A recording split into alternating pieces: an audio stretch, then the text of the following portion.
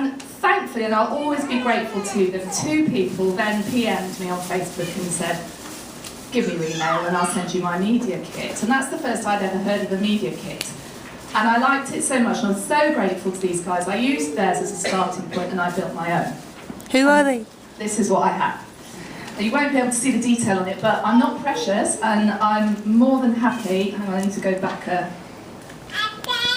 how do I go back a slide? Oh, is it? Yeah. No, there's another one. That one.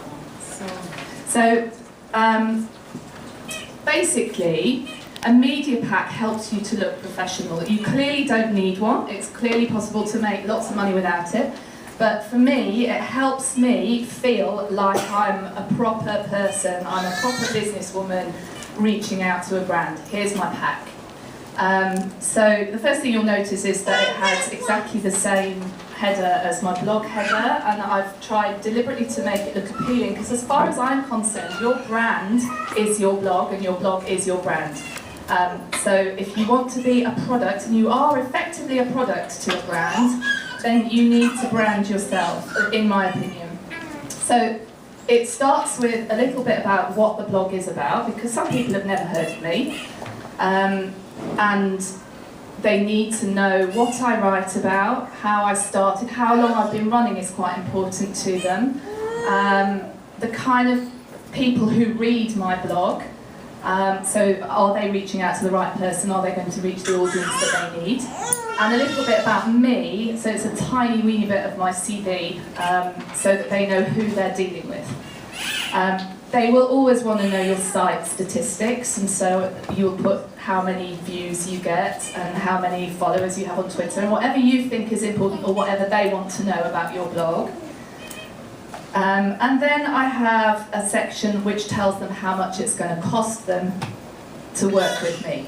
Now, I'm more than happy for everybody to see those, and I think people should be transparent about what they charge. I don't get that from every brand that I write with. I don't get that for every post that I do for a sponsored post. Sometimes I get more, and sometimes I accept a lot less, but that's what I send to brands as a starting point.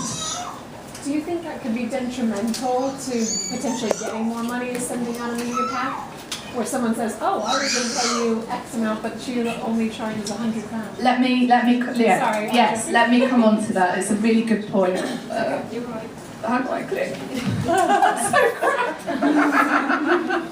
I'm really good at working with brands. I'm crap at presentation. Thank you. So then, in terms of advertising, I've given them a sample of what I will charge them for ads anywhere on my site, some rules that I will live by in terms of advertising, and then an example of just a screen grab of my blog, an example of where their badge might go if they were advertising with me, and a means of contact. So I'm going to sit down and continue. I'm more than happy to email this to anybody that wants it, so don't feel that you need to strain to see it. Now, the first question that I ask in answer to your question about whether I'm declaring all my cards too quickly, the first question that I ask when someone approaches me is, what's your budget? Because that gives me a starting point to work from. And I will almost always say, actually, I charge more than that, here's my media kit. Because not many brands will approach you straight off and offer you 200 quid to write a sponsored post.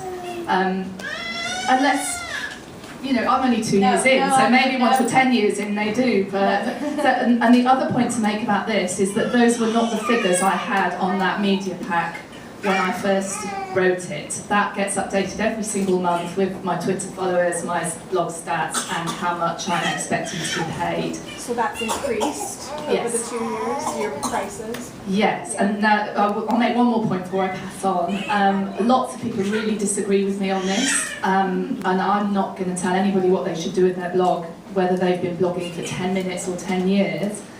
But I feel, and the way it worked for me, is that you kind of need to start at a realistic level and then build your pricing up as you go.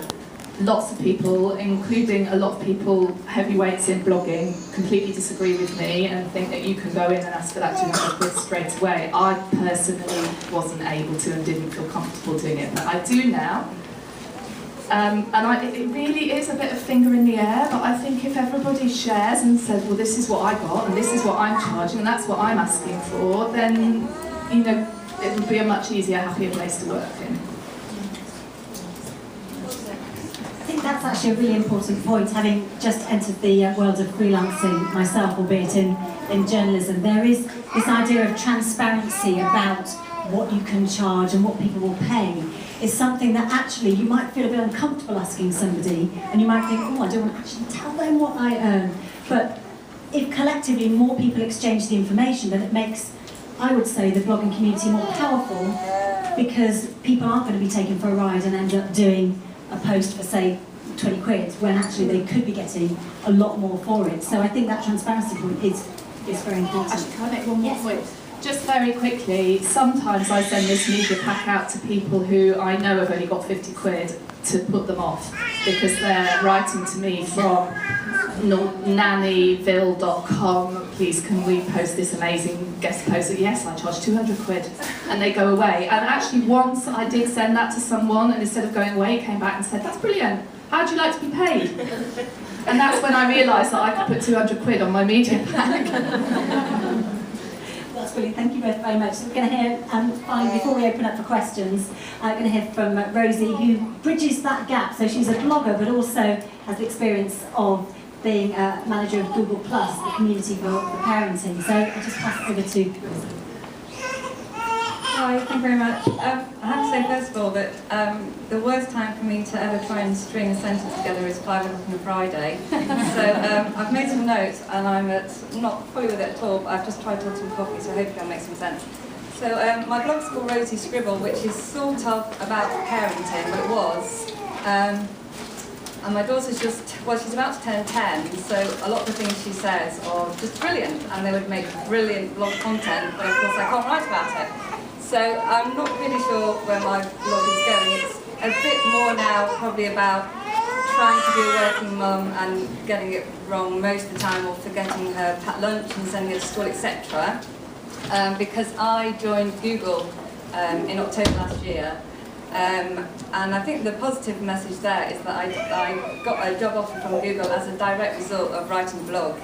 So blogs are really valuable, we are really valuable, what we're doing is of value to brands.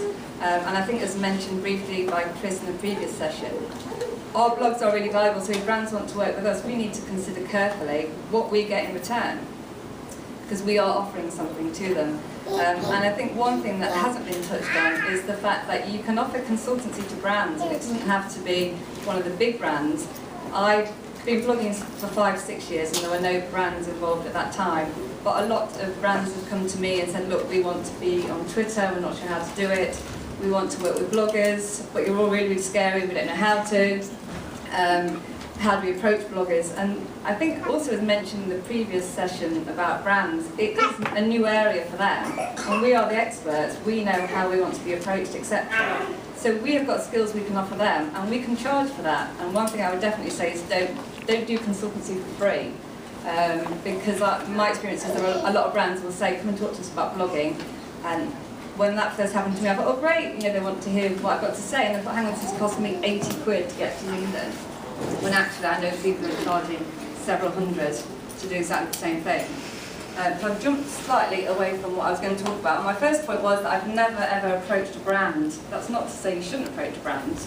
I think blogging is changing, and I think it's as Chris again said earlier, if there's a brand you want to work with, why not go for it? We are of value to them. Sometimes you have to tell them how you can help them, but you could start a really brilliant relationship. But despite not having a media pack and never contacting a brand, I have worked with lots of different brands over the years. So Pampers and a trip to Cameroon that I've been talking about, I think, for 3 years now, every conference I've gone to, because it was so amazing, but I won't go there now. I went to Israel a couple of years ago. I've just come back from Spain, having worked with the Costa Brava Tourist Board. I've written it down, Disney, so I went to Euro Disney last year, and obviously Google. And this isn't something that's just happened straight away. So for me, I think the main point is it is all about content. That doesn't mean you have to write brilliant content. I think your blog is your space on the internet for you to do whatever you want to do with it. And I think if you enjoy writing, if you enjoy blogging, that's what shines through, and then brands want a piece of that. So my experience is that brands will find you if they're researching blogs properly, and they're often the brands you want to work with. I think it's easy to get caught up in stats and in blog rankings, and I chose this for this post, etc., etc. But I think it's really easy to lose the love of blogging, and then once you start to overthink it and overanalyze it, it starts to show in your blog that you're not really enjoying it and the passion doesn't come through. So as soon as I started looking at what my ranking was, or stopped looking at what my ranking was, and stopped looking at my stats so much, I found that I got my passion for blogging back. And I think brands can see that you care for your blog, and they want you to be as enthusiastic about them as you are about your blog. So for me, it comes back to content, and probably working with brands is on a secondary level. My experience is also that you need to be found, and for me that's social media. So I would say that there are so many platforms out there that you can't, hours in the day are limited, and you can't possibly write a blog, work, be a mum, clean the house, everything, and tweet, and Instagram, and Google+, etc., etc. So I would say choose 2 or 3 platforms and do it well. So for me it's Twitter, and obviously I'm going to say Google+. Google+ is the new Google. If you want to find out more about it, find me. That's my little pitch done. But also buttons on websites. So if you're on Twitter, put a Twitter button on your website. So brands, when they come to see your blog, will also want to see where you are in social media. And if you're on Google+, and if you're not on Google+, why not? But if you're on Google+, put your badge on the website. It's the same with Facebook pages, etc. So brands can come and look at your blog and think, wow, I really like this. I can really get a taste of what this person's all about. I want to invest some time in them. But I also want to see, are they on Twitter, are they on Facebook, etc. So let them know. And recently I was looking for some bloggers to work with a celebrity chef on some hangouts. And I couldn't find the contact details on the website, so that's a really, quite a sort of minor point, it seems quite obvious, but quite often I just couldn't find that. And I think my final point was, blogging can result in some absolutely amazing opportunities, but I think it's easy to think, oh, I want to do that, and I want to do something amazing, I want to get this brilliant job, or I want to fly overseas. But you can get so caught up in that you don't enjoy the journey. And I also think you can get so swamped in blogging, and I've done this myself, that you're on the internet all the time, tweeting, Instagram, that you're not living your life. So I would say, enjoy blogging, because it is amazing, and I've got this amazing job as a result of blogging, so I totally love blogging and love bloggers.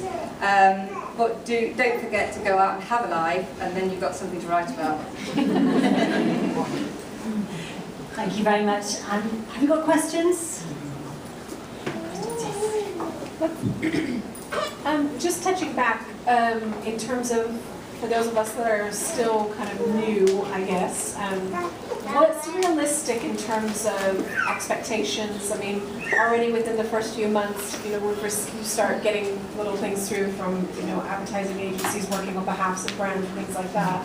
What's a realistic time frame to feel like you can start to have an income from your blog, or really be getting recognized as someone, legit to write for some of these brands? Could you just give in your experience when that kind of was, or how long was your blog for? Because you said yours was 2 years, is that right? Thank you. Well, I've been blogging for 5 years.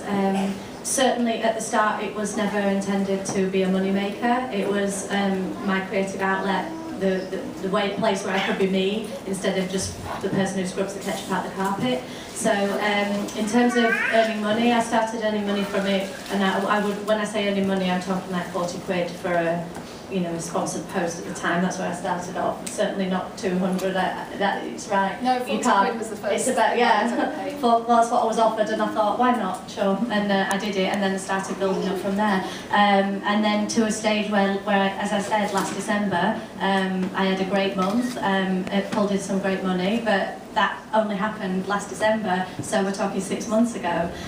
So it's something that's been building up very gradually, and there have been times along the way where you know, you'll have months where you don't earn any money, and then I find, I don't know, there's peaks and troughs. It's either feast or famine. You know, sometimes you'll hear nothing from anyone, so in those times I just get on with writing about what I want to write about, what my son said to my daughter the other day, or what, you know, the great new thing I'm intending to buy.